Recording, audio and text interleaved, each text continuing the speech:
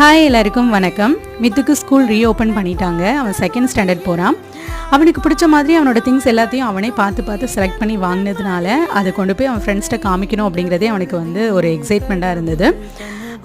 நாங்களும் அவனுக்கு பிடிச்ச மாதிரி ஸ்நாக்ஸ் லஞ்ச் எல்லாமே பேக் பண்ணி கொடுத்துருந்தோம். இந்த 1.5 மாதம் லீவில் ஒரு நாள் கூட இவனுக்கு எப்படா ஸ்கூல் வந்து ரீஓப்பன் பண்ணுவாங்க அப்படிங்கிற அளவுக்கு என்னை வந்து யோசிக்கவே வைக்கல. அந்தளவுக்கு சமத்தா என் கூடவே இருந்தான். ஆக்சுவலாக நான் தான் வந்து ஃபீல் பண்ணிகிட்டு இருந்தேன், ஐயோ நம்ம அவனை வந்து ஃபுல் டே மிஸ் பண்ணுவோமே அப்படின்னு. பட் எல்லாத்தையும் விட படிப்பு ரொம்ப முக்கியம் இல்லையா?